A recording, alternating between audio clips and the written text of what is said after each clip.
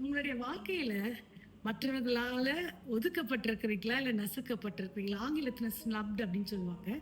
அது என்ன என்றால், ஒருத்தங்கள் நம்மளை மனசுல ஒதுக்கி வைக்கும்போது, அதனுடைய வெளியரங்கமான ஒரு ஆக்ஷன் தான் பீயிங் ஸ்னப்டுன்றது. எப்படி கர்த்தருடைய பிள்ளைகள் நம்ம இதுல இந்த மாரி ஒரு ஆக்ஷன் பண்ணும்போது, நம்ம எப்படி அதுல வாழமோ? பைபிள்லயும் சரி, ஜீசஸுடைய வாழ்க்கையிலயும் சரி, அநேகர் மற்றவர்களை ஒதுக்கி அவங்க நசுக்கியிருக்காங்க.